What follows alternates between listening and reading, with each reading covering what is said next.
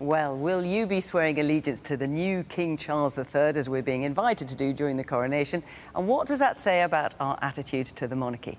Tonight, our Question Time audience wants to talk about that, and we're in the new town, well, from the 60s anyway, of Telford in Shropshire. It's a constituency won for the first time by the Conservatives in 2015, although the wider local authority is Labour-run. But our audience, as ever, reflects the broad electoral map of the country. And also, they want to talk about trust. Can we trust the government and the unions to sort out the railway strikes? New ones have just been announced tonight. Can we trust Labour Party pledges? And can we trust AI? Welcome to Question Time.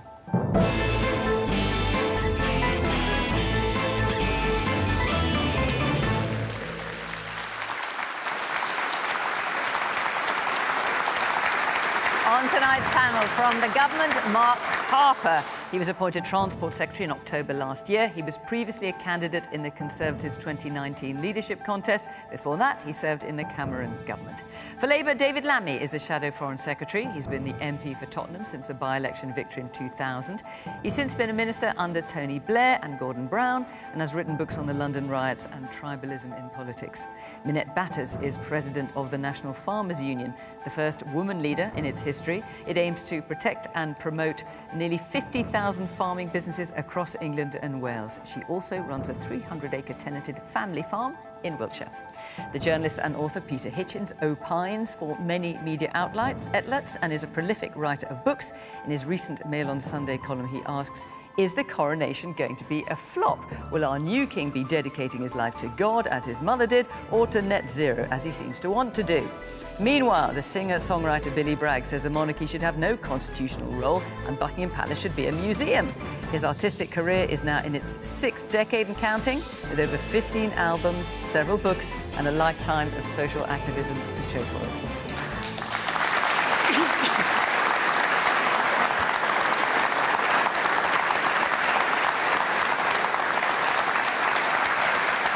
Good evening from Telford. Welcome to our panel. Welcome to our audience here. Great to see you, and welcome to you at home. We're on social media. We're also on BBC Podcast, on BBC Sounds as well.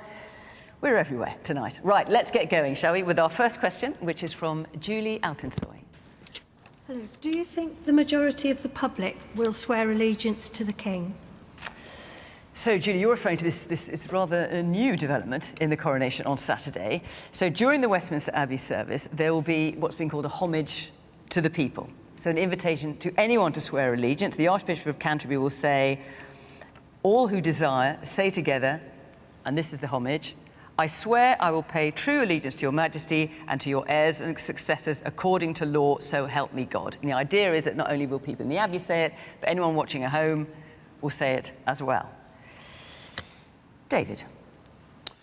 I will. I already have, because as a member of Parliament, you swear allegiance, and I am a Privy Councillor, and Mark and I think, had to sort of kneel on a little sort of bit of cloth and kiss the Queen, the late Queen's ring, so I've done that already. But let me just tell you why I'll do it and why I think my constituents will. Back in 2011, when the riots started in my constituency, it was a horrible, horrible time. I was aware that it was the second time that Tottenham had had riots in a generation. I got phone calls from the then Prime Minister, David Cameron, the Deputy Prime Minister, Nick Clegg, the Leader of the Opposition, Ed Miliband. They all said, could they come to Tottenham? They all came to Tottenham. They never came back. I also got a call from the Prince of Wales. I asked him if he could come. He said he was sure he could come. And I said, will you come back? He said, of course. He came back 5 times. He bought the Prince's trust. He bought the Prince's foundation. He was there for the community, and it meant that the stigma that can sometimes attach to an area that has riots did not attach to us. For that, I am grateful. I think he'll make a good king, and that's why I'll be swearing allegiance. Billy. Well, I'm not sure it's something that everybody's even going to watch. I think the royalty is a little bit like the Grand National or the Cup Final. When it's going on, when things are happening in the Jubilee, people tune in. But the rest of the time, I don't think it's something that really affects their lives. So the idea of having to swear allegiance or being expected to swear allegiance, because the message I got was from the front of the Daily Mail, where their headline was, "We are all invited to swear allegiance," with the word "all" heavily underlined. I got the impression from that they were like kind of leaning into, you know, everybody should have to do that. And I think... Well, you don't have to do it. No, of course you don't, but the implication from that headline was that perhaps the Daily Mail, anyway, expected that people should have to do that. And I think the monarchy, as its place in our society, isn't that kind of place where we have that kind of fealty, because it isn't, you know, a thing of fealty. And I feel pledges of allegiance, perhaps, that's something that is probably something that really belongs in Game of Thrones rather than in a modern democracy. So I won't be pledging my allegiance to the new king. All right, let's hear from someone else. Yes, the woman there in the yellow top. I think it's a very personal choice. As you said, you don't have to pledge your allegiance. There's no legal requirement. It's personal.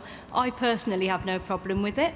So just tell me how it's going to work. Are you going to be watching it on television at home? I'm going to be watching it on television at home. So when this allegiance, this invitation to swear this oath of allegiance, because what are you going to do? You're just going to stand up and say it? I mean, how's it going to work? Yeah, I think just we'll be watching it in our living room. When the invitation comes, I've no problem just standing up and saying it out loud in my own home. I don't see any problem with it. So you don't have to do it. It's personal choice. So I don't think there's really any debate over that. There's no problem at all. OK, what about the man here at the end? Yes, with the blue shirt. I think it's the biggest waste of time I've ever come across. I genuinely don't understand why the royal family, the monarchy, would ask us to do something which is so anachronistic in this day and age. It is Game of Thrones, which is at least 300 years old.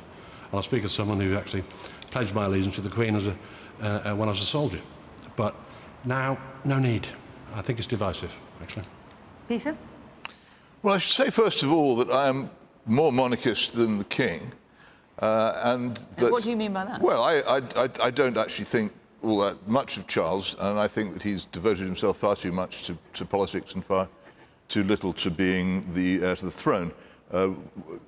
He's particularly, for instance, his commitment to what I regard as the very contentious policy of net zero is not the sort of thing which a potential king or an actual king should do. He persists in it. That's just an example of it. I completely agree with David Lammy. His work on such things as the Prince's Trust has been superb and very praiseworthy. But I think his interventions in politics, even greater than his mother's, which were more considerable than most people noticed, have been wrong. And I think he should stay away from that. I'm much more conservative than him. But I have to say, I'm also very English, and I find the idea of standing up and pledging allegiance to anybody deeply embarrassing. I don't think that it's very likely that I should almost certainly be in a newspaper office at the time it happens, that I'm going to stand there among my colleagues and pronounce this oath. I might do, but I don't at the moment think it's very likely that I shall. It's not a waste of time. It would be silly to say it was a waste of time. There's something about being English or British. Peter, I'm just checking, because obviously you wrote for the Mail on Sunday. I mean, if Billy's right, surely everyone in your office is going to be standing on pledges. I wouldn't have thought so for a moment. I mean, it's not. People have these fantasies about newspapers that are, and particularly about the Daily Mail, the sister paper of my own, which have very little basis in reality, and they makes them happy. So I don't want to deprive you of it. Nobody was sitting there in the office of the Daily Mail thinking, we're going to make the people of Britain swear this oath. It's plainly a personal matter, whether you do it or not. And it was never suggested for a moment that it would be anything other than voluntary. Man in front, the blue jacket. Yeah, I have no problem with swearing my allegiance to King Charles. The problem for me is in the wording where it says heirs and successors, which I assume then includes Prince Harry and Prince Andrew, and I don't think that I'd want to swear my allegiance to them because they're not actually serving. Well, they're in Prince Andrew's case, extraordinarily unlikely to be a successor, and in Prince Harry's case, also deeply unlikely. So you've got Prince William and all his family. Yes, no problem with that at all. OK, but it's the rest of them. All right, and the man at the back with the glasses. I think it's a bit of a side issue, really. The Queen you might think that we had a lot of questions on it. the Queen used to talk about the firm. She spent her entire life serving her country. I'm quite convinced that King Charles will do the same. We do have a problem that we've got one or two people in the royal family who are not doing a very good job. But the thing is, what would you rather? Would you rather have a royal family or King Boris? And will you be swearing the oath of allegiance? No trouble at all with that. OK, Mark. So, the direct answer to Julia's question, which was how many people did I think we're going to be doing, the honest answer is I don't know. I suspect actually quite a lot of people. I mean, on a note of agreement, David and I have both sworn allegiance to the King, and in fact, both of us swore allegiance to the Queen. We were offered the chance to swear allegiance to the King after Her late Majesty's death, and I think both of us did, and I think actually so did most members of Parliament, even though it wasn't required. So I think actually a lot of people will do so because they want to, in the same way that I think people were rather surprised and pleasantly surprised by the huge number of people that queued and walked through Westminster Hall to pay their respects to Her late Majesty. And I think and the King... do you think, Mark, when you hear, for example, the gentleman there saying, actually, I think it sounds a bit Game of Thrones and anachronistic, I mean, this is obviously a new thing for the coronation. Normally it's the peers who swear this oath of allegiance. Now, we're all being asked to do it if we want to. Is there any sense it's a misstep, do you think? I don't think so. And I think the key bit is the second half of your sentence when you said, if you want to. If this was some sort of you have to process, then I think that would be a problem. The whole point is this is totally voluntary. Most people will be watching the coronation, I suspect, as that lady said, at home, in the privacy of their own home, and they can choose what to do. And I think a lot of people will choose to do so, but because we live in a free country, if you don't want to do it, you don't have to. And I think that's fantastic. Give people the opportunity, allow people to participate in the coronation. I was campaigning in my constituency this morning, and actually I could see around the constituency in lots of towns and villages, people have already got stuff out to show that they support the coronation, and lots of people putting stuff up. I think a lot of people are going to participate, and I think that's a good thing. Minette. Julie, I don't want to get in the way of a clap for the absolutely, I will be swearing allegiance, and I think, you know, this is trying, I think, on the King's part to give everybody a voice. I mean, everybody. We're a democracy, freedom of speech is incredibly important, and people will have different opinions. But this allows people to say, actually, we really do want to support you. I think, you know, climate change, we can't dispute it. I mean, we are facing into massively severe weather events. You know, Europe is basically declaring a situation in many parts of Europe as severe now as they were last summer. We've got effectively hosepipe bans in Cornwall and Devon. So climate change is a live thing, and the King has been on this path from day one, championing what needs to be done. He's never deviated. He faced into every single bit of criticism and has done it throughout his life. I mean, obviously now he doesn't have the voice, but I know he has the passion. I had the opportunity to meet him when he'd just come back from Australia because he wanted to know about the people that are farming this country and how they are. He cares deeply and passionately about the people that farm the land, about nature, about biodiversity, and about how we drive change, not just here, but globally. And my goodness, we need to. So everything he stands for, I do applaud. OK, I'm going to move on. Before I do, I just want to tell you that next week we're on the south coast in Bexhill-on-Sea, and the week after that, Question Time moves north to Fort William in the Western Highlands. So if you'd like to come along and be part of the audience for either of those programmes, go directly to the BBC website, bbc.co.uk/questiontime, and you can apply there. And also all our future locations are there, so you can see if there's any other programmes you want to come along to. OK, let's take our second question from Stuart Bradburn. When is the government going to step up and resolve the rail strikes?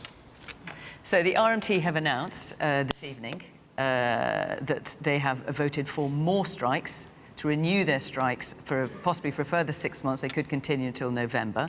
And according to the head of the RMT, that had overwhelming backing. Mark.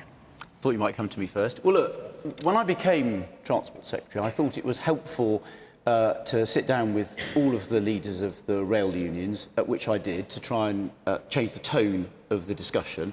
And I made sure that they were able to be given fair and reasonable offers. And the Network Rail offer that went to the RMT's members was overwhelmingly supported, not my words, the RMT's words, 90% turnout, 76% in favour.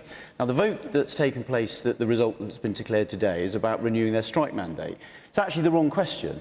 What should have been put to the RMT's members is the offer that they have had from the train operating companies, which is, I think, a fair and reasonable offer.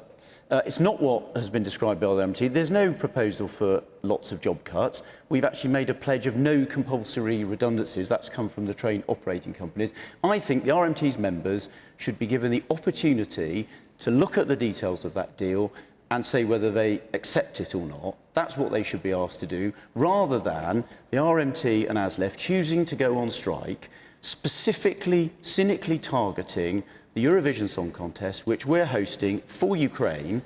I just think that's the wrong thing to target. But the RMT members know what the offer is. They may not have been asked. They've never been asked what their opinion is, though. They've not been asked what their opinion is. Is this not them expressing their opinion by voting for further strike action? They have not been asked. Because if they like the look of it, surely they wouldn't vote for further strike action. They have not been asked. The deal that's on the table has not been put to them. So that gentleman asked, what are we doing? There is a deal on the table. I think, maybe this is slightly old-fashioned, the deal should be put to the members and they should be asked whether they want to accept it. When the Network Rail deal, which is broadly the same value, was put to the RMT's members, it was overwhelmingly accepted, which I think suggests that the members thought it was a fair and reasonable offer in the circumstances. And by the way, they're going to put themselves out of work. The rail industry's finances at the moment are unsustainable.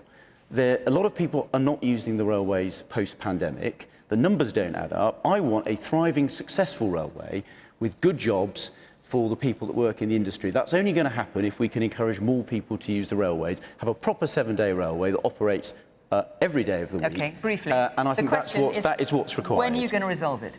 Well, look, when can we expect the railways to be working normally? I think they should put the offer. There's a fair and reasonable. I know you said there's that. A fair and reasonable offer. How long do you think this could go on for? There's a fair and reasonable offer on the table. You've made that point. They should put it to their members. Well, they should put it to their members. So you can't say. They should. You've no idea. It could go on. The offer's been made by the train companies. The ball is in the RMT's court to put it to their members. David. Well, none of us want to see Eurovision disrupted, FA Cup disrupted. But I noticed that when Mark spoke, he said that when he came into the job, he got round with the unions. What we're hearing is that he hasn't done anything since. And the negotiation means you've got to be in perpetual discussion. This is a strike that has now gone on for over a year. It means it's a failure on all sides, where you cannot come to a resolution after a year. So, of course, you've got to roll your sleeves up. And you don't get to sit on the panel and pretend that you're a union boss. You're the Secretary of State. But there's you can't tell them, table, David. You can't tell them how to... The point is they've rejected the deal. Get round the table with them, discuss with them, discuss with them, meet them halfway, understand that we're living in tough times. Public sector workers are struggling, really struggling. They're going to food banks and other things. Meet them halfway and let's get rid of this strike. David, train drivers get paid an average salary of £60,000. They're not going to food banks. They should put the offer that's on the table to the members of the unions. There is a fair and reasonable offer on the table. The RMT doesn't just represent train drivers. But ASLEF is going on strike as well. The point is there is an offer on the table, and all I'm saying is I think that should be put to the members. Now, if the members reject it, then fine, there'll have to be some further discussions. But there is a fair and reasonable offer on the table. An equivalent offer was accepted overwhelmingly by the RMT's members that work for Network Rail. That's what I think should happen next. The woman here. That's the second time in a week that you have said about the strikers letting Ukraine down. I think the government are letting Ukraine down. And as for them earning £60,000 a year and not going to food banks, how do you know that? How do you know they're not going to food banks? Well, I think if you're earning £60,000 a year, which is twice what the average salary is... Really? Yes. They're not all earning 60 grand a year. Train drivers. I was talking about train drivers. The average salary as a train driver is £60,000. The offer that's on the table, that they haven't been asked about, would make that average salary £65,000 a year. Now, I don't think that is ungenerous, and I think they should be asked whether they want to accept the offer. The man in the black top at the side of the... Oh, yes, exactly, you. I think you've just got to put it into context. Like, nothing works. So it's not just the trains, is it? So for me, I have to go to London maybe once a month. In the last 6 months, I haven't managed to make it back without there being some disruption or some, like, it's basically a train driver not wanting to turn up for a shift because it's just not worth it. The money's not there. But like in the round, I'm 3 years into like trying to get a court case. I'm 18 months trying to see a specialist. These strikes, they're the only people who can speak aloud for you to hear them. Minette. I think, I'm sure everybody in this room has been massively disrupted by the strikes. They have gone on for well over a year. I can remember my 18-year-old son last year had booked concert tickets, and we had this ghastly, is it going to happen, isn't it going to happen? In the end, it did happen, and it was a complete nightmare, and that has gone on and on and on. I'm completely with the Minister that why wouldn't you put it to the members?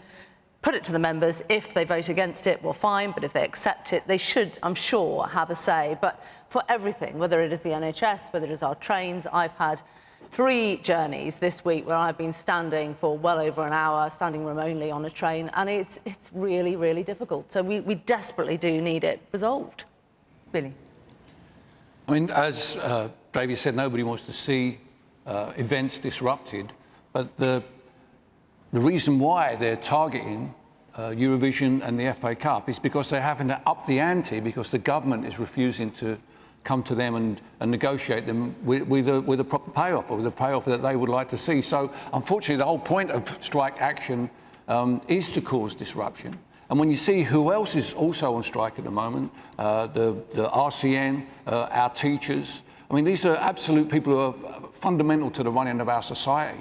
And they deserve, in times when they feel that they're not getting proper remuneration, they have the right to go on strike and speak out. And as the gentleman up the back there said, you know, they're among the few people whose voices are heard, where government ministers do have to pay attention to them, where everybody else who is suffering, or everybody else who's going to food banks, have to keep quiet. So they have my support. I hope it can get resolved. I'd love to see it get resolved before Eurovision and before the Cup final. But, you know, people have a right to go on strike, people have a right to speak out, and I support them 100%.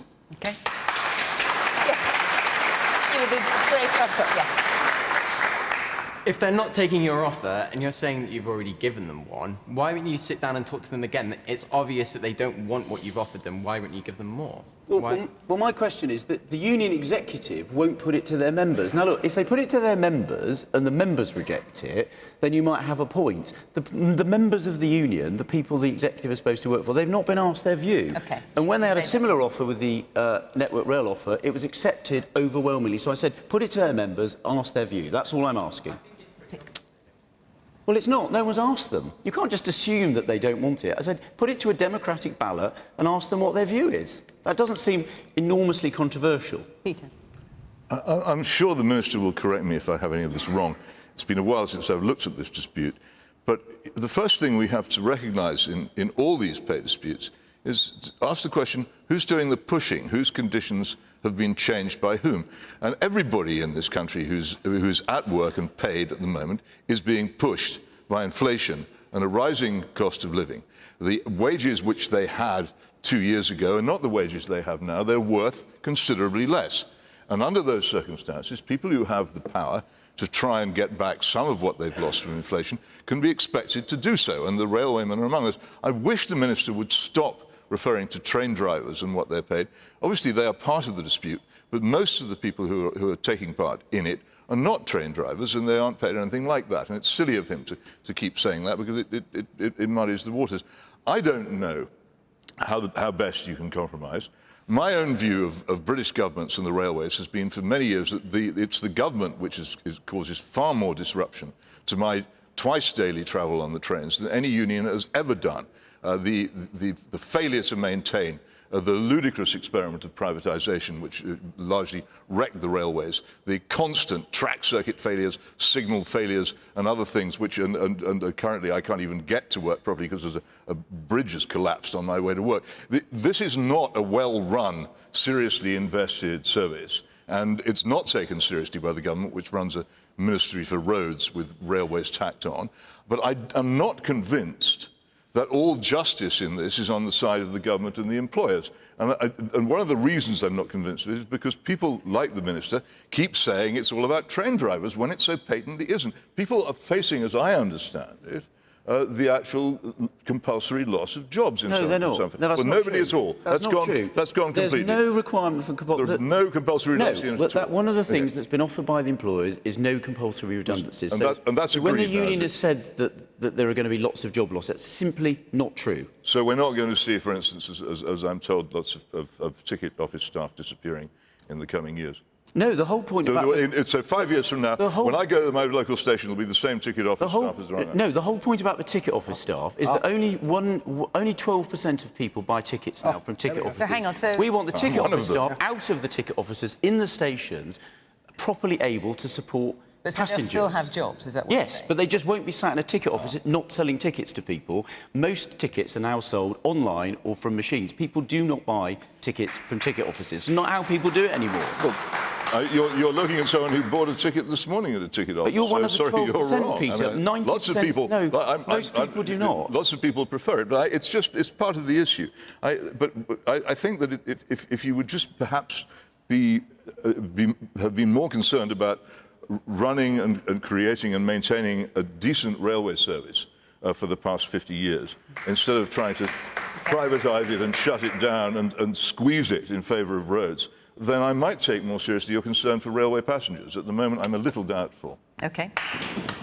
Let's take another question. From Mick Murphy. Where are you? With Keir Starmer reneging on his commitment to abolish tuition fees, why should anyone trust any of the Labour Party's policies? David, obviously you want to answer this. I'm going to come to you in a minute. Billy. Yeah, it's very, very disappointing. I mean, I'm a Labour Party member and I voted for Starmer in the election on the pledges that he made.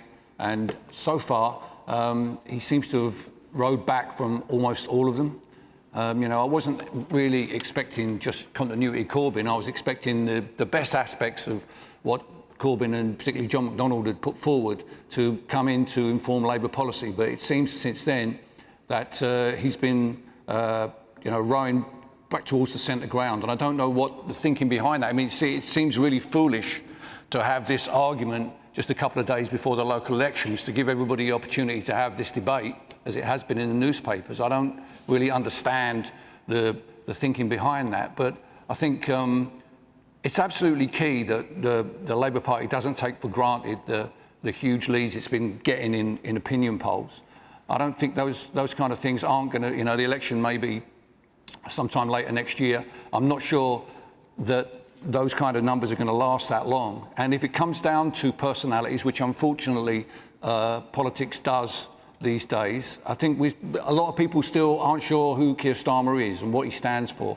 And I think that's going to be a real problem for the party. And it sounds like you're not sure what he stands for. Will he get your vote? Well, where I live in West Dorset, tactical vote is the best way to get a change of government. So that's something I'm going to have to consider when the time comes. So he might not get your vote then? Well, he might not. No, as I say, tactical voting. I think in an electoral system like ours, which is first past the post, winner takes all, if you really want your vote to have some meaning, you have to think very hard about voting tactically. So, as I've done in the past, I may do that again. Mark. Well, there's two things. There's the view about Keir Starmer and his flip-flopping on issues, and then the second one is the substance of the issue. So, I mean, on the promises thing, he is all over the place on lots of things, and people will have to take a view about whether they can believe what he says, and he'll say things before an election, and they'll have to worry about whether he sticks to it afterwards, and you know, whether he gets pushed around. Well, as I'm sure you're aware. I mean, for example, he pledged to charge people £10 for missing a GP appointment. He then changed his mind about pretty sharpish. He wanted to allow fracking with local consent. He's now banned it. I mean, there's a list of things that Rishi Sunak has changed his mind on as well. He'll have been Prime Minister for a big period before the election, and people will better look at what he's delivered and they'll be able to make a judgment about it, right? So I think I'd be very content, as I did last summer, you know, pushing my arguments in favour of the Prime Minister based on his record. On the tuition fee substance point, I very strongly support them for this reason. I come from a working class background. If you look at Scotland, where they don't have charge people tuition fees, if you're a working class kid in Scotland, you've got much less chance of going to university and having the opportunity of higher education than if you come from the same family in England. I want to make sure that as many young people as possible who want to can go to university to have the opportunities, and actually a system that we have now is one way of maximising that compared to not having it. So I fully support the policy, but I do think the flip-flopping is going to be a problem for the Labour Party and Keir Starmer. So, David, first of all, your answer to the question, why should anyone trust any of the Labour Party's policies, and particularly what Billy had to say. He was a lifelong Labour supporter, but is not at all impressed by what Keir Starmer has done, particularly on this. Well, look, it's clear to me that the current system isn't working for students, it's not working for universities, it's not working for employers, and we do need to change it. Keir Starmer did make commitments. He made them a few years ago, before the pandemic, before the problems we've had in our economy as a result of Ukraine and a result of Liz Truss and Kwasi Kwarteng. And there are two kinds of leaders you can have. You can have an ideological leader that pursues a budget despite everyone warning her against it and virtually bankrupts the country and certainly drives our mortgages up. You can have that kind of leader.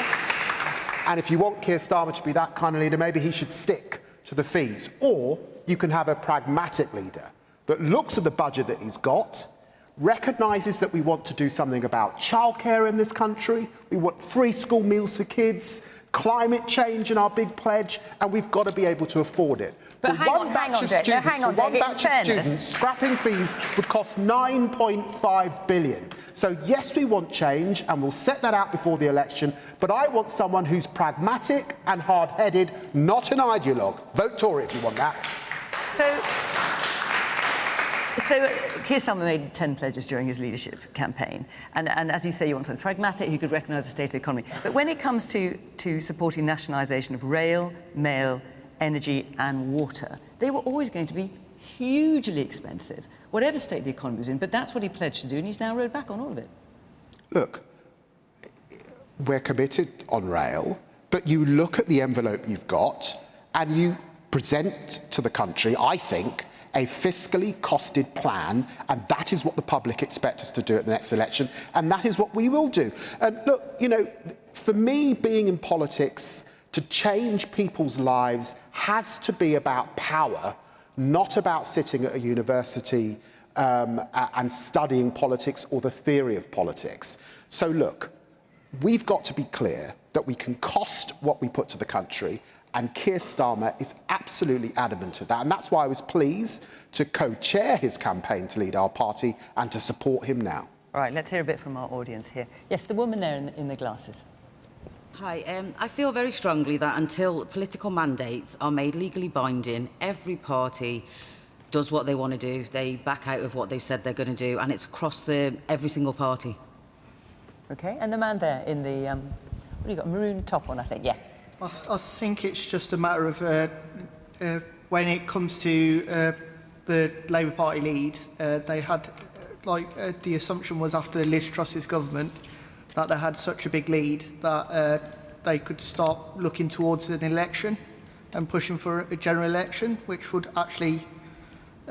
so they started laying down plans, and then because Rishi Sunak's took over, they've gone to a place where they thought we need to hold on and rethink some of the plans that we've issued, because our lead might not be as big as we initially thought.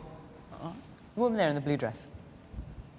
Yeah, I think we're putting politicians in a really difficult position where actually if they're saying one thing and they recognise that they can't do it anymore, they're no longer allowed to say, I can't do it. So I don't really understand what expectation we're giving them when, even if they understand they have to be honest, we're not allowing them to be. And I feel like that's what's happened in this situation. So when you see, I mean, you had the woman there saying, you know, what's the point of pledges? That you know, they might stick to them, they might not. As far as you're concerned then, if a prospective leader makes a pledge as part of their election campaign, it's a wish list rather than a pledge. And I think the fact that they've made that pledge before people have gone to the polls to decide whether they should be leader is the honourable thing to do. I think had people gone to the polls, voted for them, and then they backtracked, then I think there's a different question to be asked. But the fact they came out with it and said it openly and honestly actually is something to be admired. OK. Peter. Well, I agree with that. It's perfectly sensible for a leader of a party to pull out of a pledge before the election. He's obviously haunted by what happened to the Liberal Democrats and Nick Clegg when they made the pledge, went into the election, and then backtracked. So you can't blame him for that. I think what really needs to be examined in this country is the unaffordability of the crazy university expansion programme, which was begun by John Major and then accelerated by the Blair creature, into a ridiculous raising of the national school leaving age to 21, and the creation of huge numbers of new universities and the propelling of people into university courses, which in many cases aren't doing them any good. What we don't have in this country is what they have in Germany, which is a serious attempt to create large numbers of apprenticeships. We don't train people to do the work which needs to be done. We don't train the sort of people we need for the sort of economy we need at all. We just have huge numbers of students saddled with gigantic debts for many, many years to come, with qualifications they can't, in many cases, use. It's been a mistake. The time has come to recognise that. The time has come to shrink the universities, reduce the number of students, and those who do go to university should be treated as I was when I went to university. They should get a full grant for maintenance, and they should not pay fees. And the nation should invest in those people who can get benefit from university, and it should invest in people who can get benefit from other forms of life in other ways. The experiment has failed. It's time we abandon it. And if people would... this is another thing about modern politics. We say we want politicians who think and who change their minds. When a politician changes his mind, he's accused of a U-turn and mocked. When a politician actually thinks out loud in public and says anything original, he's accused of making a gaffe and is surrounded by people on social media howling at him or her for what they've said. We actually need, if we want proper politics in this country, to have people allowed to think and allowed to change their minds. OK. Woman there in the orange top. The woman behind you. That's the woman there. Yes. I agree with what the gentleman said, but I do think that I'm an undecided voter next election, and I would like someone who keeps the promises. And I think regardless whether you're Conservative, Labour, Lib Dem, whatever, it would be a nice surprise for quite a lot of the electorate, I think, if we had a politician who actually kept the manifesto and unfortunately didn't lie or lead the truth, because I think that would gain a lot of support from people like me, for sure. OK. So, Minette, the question is, with Keir Starmer reneging on his commitment to abolish tuition fees, why should anyone trust any of the Labour Party's policies? Well, I've worked with 3 different prime ministers in the last 12 months, and they've all, from the same party, had different priorities. So it happens. I think you've only got to look at the national debt now, leaving the EU, global pandemic, war in Ukraine, a national debt the size that we have. It is simply unaffordable right now. What we need to see is a really clear policy framework for young people right the way through primary, secondary, into the workplace. Apprenticeship levy being wasted in many cases right now. That could work much better. We need, I think, a radical rethink for the young people in this country as to what the policy framework is going to look like, and then politicians, as you say, need to stick to it. OK. Let's move on. I'm going to try and get through quite a few questions this evening, if I can. We've got a question from Don Cockman. Don Cockman, where are you? Great. As the godfather of artificial intelligence has quit his job last week, warning about the growing dangers from developments in the field, should we all be worried about it? So, Don, what you're referring to, as you call him, the godfather of artificial intelligence, this is Geoffrey Hinton, who has spent almost all his working life developing artificial intelligence and neural networks and won many prizes for it. He has resigned from Google, where he's worked for a long time, saying a part of him now regrets his life's work on artificial intelligence. He warns that it could become more powerful than humans in the not-too-distant future, and the average person will not be able to know what is true and what is not true anymore. I just want to show you something that was created by artificial intelligence regarding Donald Trump. So let's have a look at this. Now, we all know Donald Trump is in some considerable trouble over payments to a porn star in America, and there's a court case going on. Now, this picture was generated by artificial intelligence. This is not Photoshop. This is generated by artificial intelligence and was put out on the net, supposedly showing Donald Trump being arrested. In fact, that is not what happened. Peter, what do you think of that, and what do you think of the question? Well, I think the internet is terrifying enough already, actually. It's perfectly possible to spread things which are not true and suppress things which are true in very effective ways, and almost anything which happened before about the turn of the century is very difficult to find out about at all, and for those whose lives have begun since the great change to the electronic world, they just simply can't find out what happened. So it is bad enough. And I think if someone as deeply involved in artificial intelligence as this person is ready to say, we've created a monster, it keeps me awake at night, I cannot sleep, I'm not sure what we've done, then we should be deeply worried. The thing which concerns me is I'm not at all sure that we know how to stop it now. Which is the point he makes as well. Yeah, we don't. How do we stop it? But I think the damage that's already been done by the electronic world is huge and very frightening. I find it worrying all the time. Simply trying to both discover and get across information of the kind which the World Wide Web doesn't necessarily agree with. You feel a sort of force trying to prevent certain things being said, and a sort of force trying to prevent you finding out certain things, because it's got an opinion. And if that opinion becomes as solid as artificial intelligence will make it, then it's very dangerous. Minette. I mean, in terms of, artificial intelligence is used in agriculture. It's probably not necessarily something that everyone would think about, but it's already being used in agriculture, isn't it? Oh, massively, and scaling up. So the ability to, we've been so reliant on the human hand for picking our crops, the dexterity of being able to cut, pick, pack, and automation effectively can take a lot of that out. And the technology is really, I think, gathering pace, but it is totally reliant on human input in order to allow these robots to speed up. So we could still probably only pick, the human hand is picking 10 strawberries where the robot is picking 1. So there's quite a bit to go before it will get to the level whereby we don't need any people picking our crops, and a robot can effectively do it for us. So that technology is live, and there is huge opportunity within that side of things. But I absolutely agree with Peter.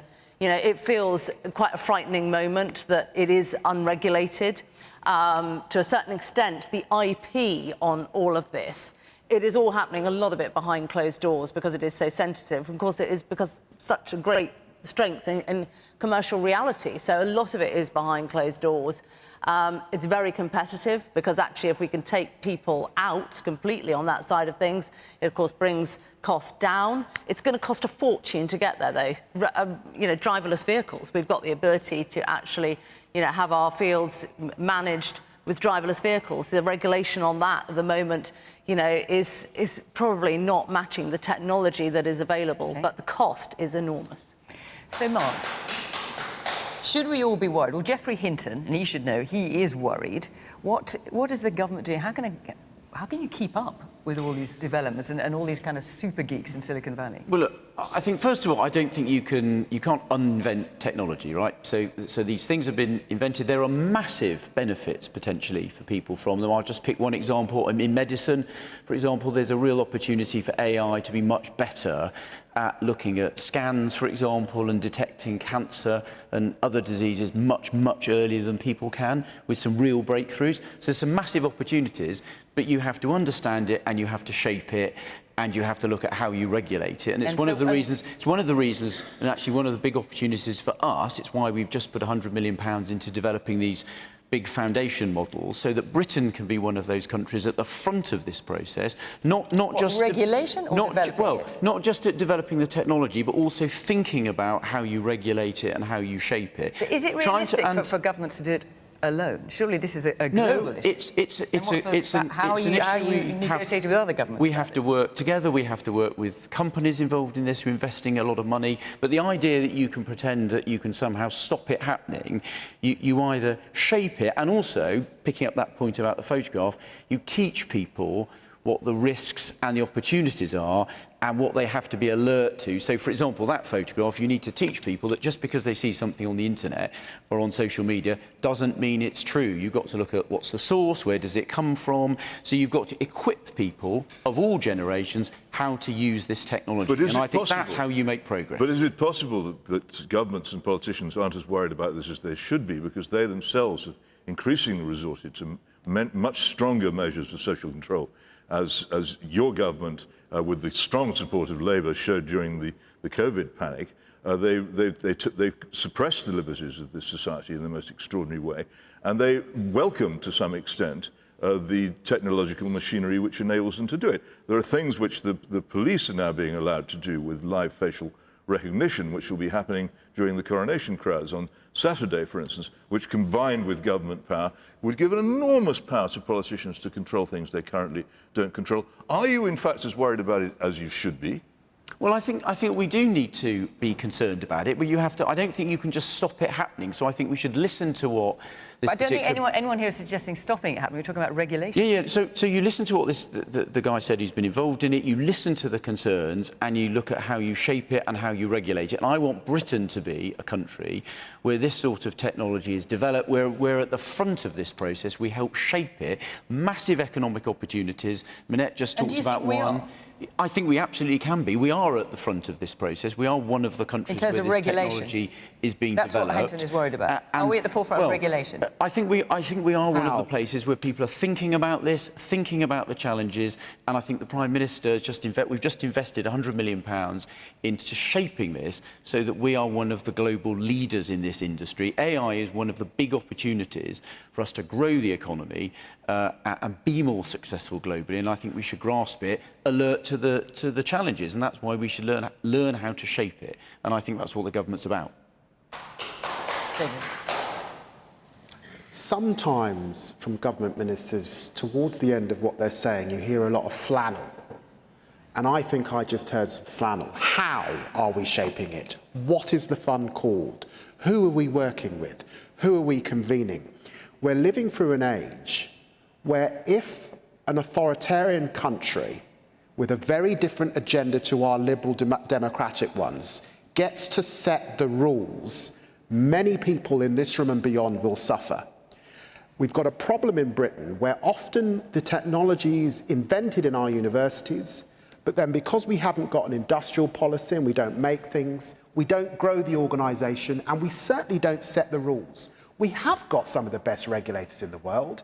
We've certainly got one of the best legal systems in the world. But we've got to be convening. We've got to be bringing together. We've got to be setting up the kind of agenda that our forebears did after the Second World War. This is going to transform the lives of not just us, but our children and grandchildren. And the scale of the ambition that's required, I'm afraid the government is not living up to that. We're nowhere near where we need to be. And does Labour have a plan?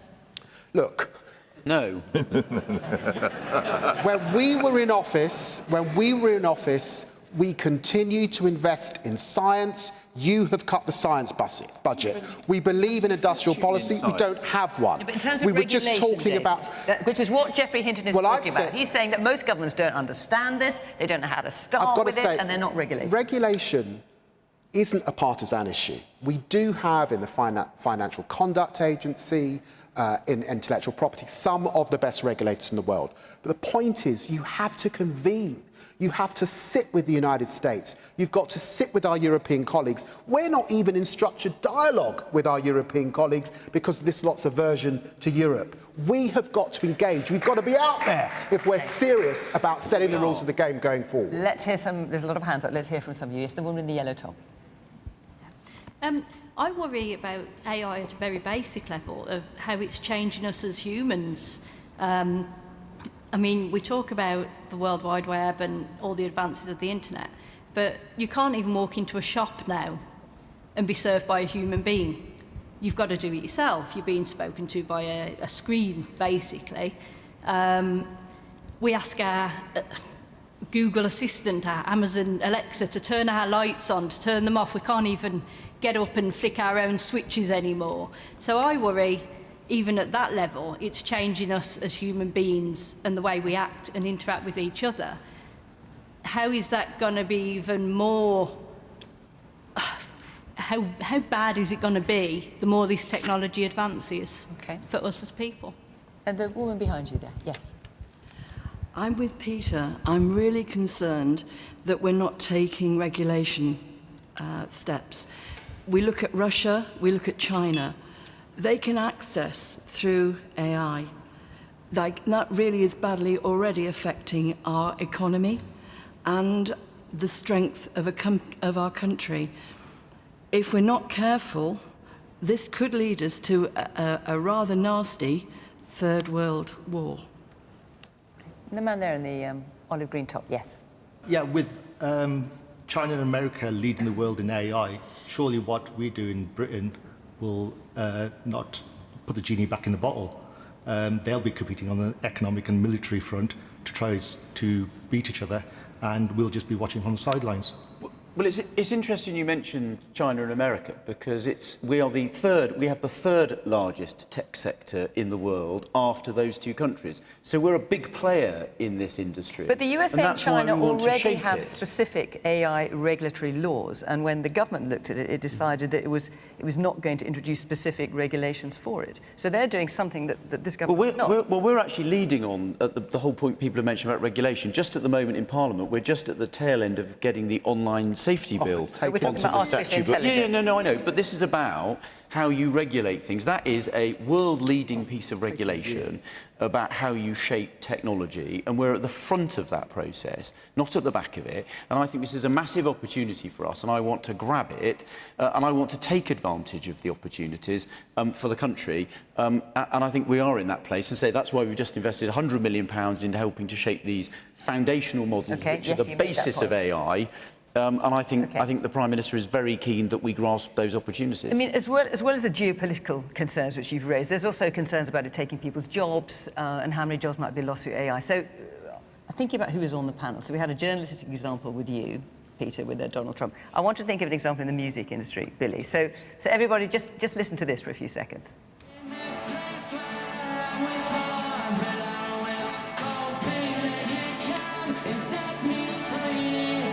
Right, does anyone recognise that? Who do you think that sounds like? Oasis.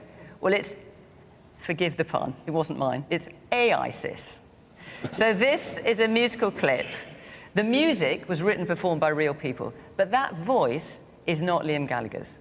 That's an AI-generated voice to sound like Liam Gallagher's. Billy, what do you think of that and of the issue as a whole? Well, I mean, I understand people's concerns, but AI is basically a tool.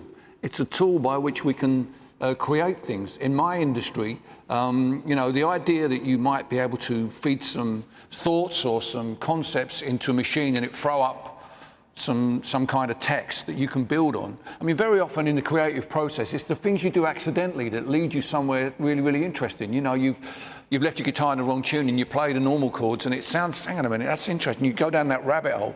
I could see a use for AI myself in that kind of way, in finding different ways, different perspectives to look at things. And pop music today is very often written by a whole team of people.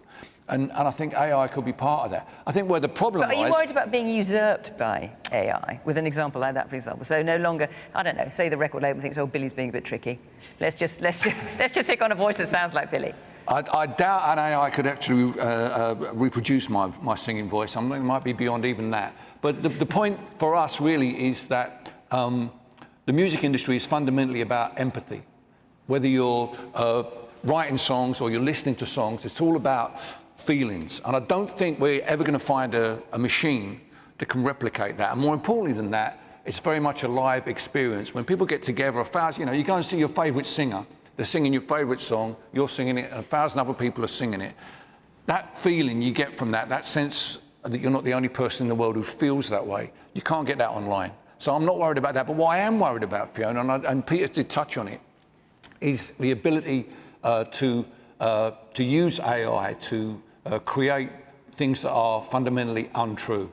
And I think it's a long time overdue, thank you, it's a long time overdue that we've had a debate, a global debate really, about veracity and accountability. Unfortunately, there are people who misuse the internet. I think the internet's a great thing. It allows me to, talk to my family on Facebook and stuff like that. People have positive things, but obviously it's always open to people to misuse that. And I think we need a debate, not just about AI, but the way the internet works, to ensure that truth is based on facts and that people who spread lies are held to account. That's the kind of regulation we need. We need regulations about veracity and accountability. Okay. Right, 3 minutes left. So I'm just going to sneak in this final question from Stephen Green. On Saturday, the King formally takes on his role after 70 years of training. What skill or knowledge do the panellists wish they'd acquired before taking on their current role?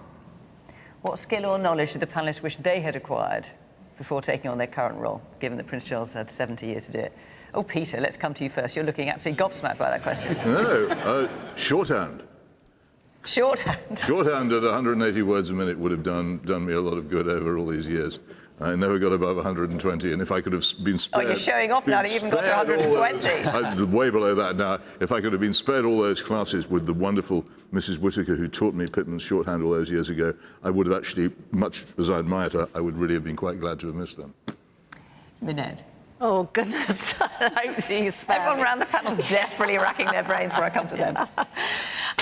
Gosh, do you know what? I wish I'd learned to type effectively. I mean, there you are with your shorthand. I never learned shorthand, so I'm not going to regret going back there.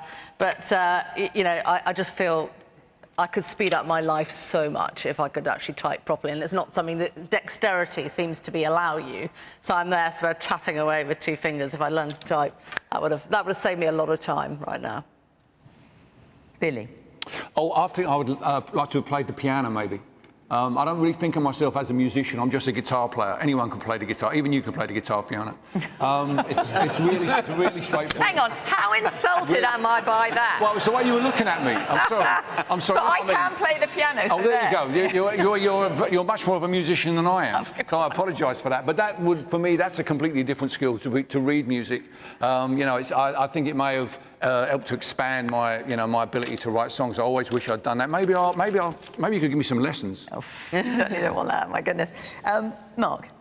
So, not for doing my... I'm going to slightly alter the question, if you'll permit me, is not for doing my current job, but I'm actually going to agree with, unusually you might think, with Billy. I actually wish I'd learned to play a musical instrument that I could actually play when I was younger. I tried to... Yeah, but now you're dodging the question. No, I'm what not trying to... What skill or knowledge do you wish you'd acquired before taking on your current role? Now, we're playing the piano, help you be Transport Secretary. Come on. You didn't say it had to be relevant to my current role. Yeah, well, that's implied in the question. Come on. OK, so... on my current role... Do you wish you'd worked on that train set a bit longer? No, I don't. Because the one thing where I'll slightly disagree with Peter, which is relevant, is actually one of the things is we spend far too much time talking about trains, and actually 70% of people actually get to work with in cars, and we actually should spend more time. That's because they can't do it by train. The trains are no, I still stick to my one about learning a musical instrument. Yeah, no, that's cheating. Right, David. I grew up working class, went to a state school, and sometimes when I look at some, not all, but some of my opponents on the other side, I'm thinking of a certain pug-faced blonde guy who went to Eton, who has that kind of confidence, or what other people might call BS. I think maybe I could have learned something. You've never struck me as lacking confidence. No. When I got to the Commons, I was pretty scared sometimes. Yeah, no. Because when you're working class, it takes a while to have the confidence that what you're saying means something and matters. And I'm now proud that I was raised by a single mother, that I know what it means to come home and not have food in the fridge, and all of those things, and I can stand up with that confidence. But it took me a few years. You've got imposter syndrome. Boris Johnson never had imposter syndrome. OK. All right, we're going to end on that note. Thank you very much. That's it for this week. Thank you to the panel. Thank you very much to all of you for coming along this evening. And thank you, of course, to you at home for watching. From Question Time, until next week, bye-bye.